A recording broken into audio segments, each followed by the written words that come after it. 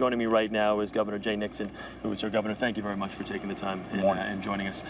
Any update on some of the numbers here as far as death toll, people missing? Just that when the weather broke late last night, we were able to get search and rescue crews back out there. If they were able to stay on schedule through the weather by 2 o'clock this afternoon, we will have been through every foot of this town. We had 17 rescues yesterday. We're still very hopeful in those two sectors because of the high population in the apartments that we're going to find survivors. But like you said yesterday, you think the death toll number is probably going to rise. Is that clearly the death toll is rising. I mean, as dawn rises, it's rising on the the worst tornado damage as far as deaths in recent history in America. This is somewhat promising, though, to see that the clouds have kind of parted here. It looks as though it's going to be a decent early part of the day. We're not sure about later in the day. There is word more dangerous weather is moving in. How has that hindered progress yesterday, the torrential rain that happened? It dramatically hurt it last night when two law enforcement officials were struck by lightning. One very, very seriously injured, forced everybody to pull back off, and it cost us a few hours. But more importantly, when you've got folks out here that are serving the public and doing those searches, and two of those are struck by lightning,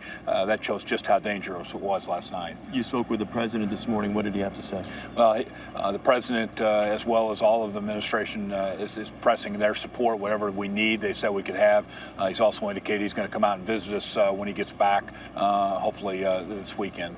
In terms of getting assistance, both federally and locally, what type of response are you getting from the surrounding states, from the federal government? Well, everybody's been solid. I mean, we focus on the recovery here on the front end. The survivors are out there. So folks from Kansas City, from Columbia Task Force 1, the Kansas City folks working here give us hundreds of people to literally go over with. But it's just difficult yesterday in the rain with the dogs, with the equipment. Very difficult in rain to get that done, and we hope to finish that by 2 o'clock today.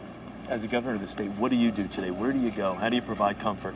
Well, we're going to get around and see everybody again, and I want to thank all of the workers that are working hard back over to the shelter where we kept hundreds of people last night. But the bottom line is, it's quiet this morning, but that's also senses how deep this tragedy is for the people here. As I was talking to folks this morning, they're just beginning to understand that pretty much everybody in town knows somebody they've lost. On a personal level, though, when you look around, I mean, how do you process this? It's hard to process the emotion away from it. That's why I think everybody focuses on the recovery, because you almost block out the emotions. It's so dramatic and so disturbing. And quickly before we leave you, what do you tell the people of Joplin? Well, we're here for the long haul. We're going to make sure there's a recovery, but we're also going to respect the people we've lost. We also believe there's people still out there alive, and we're not until we've turned over every board and got to the bottom of every particular air hole, we're not going to quit.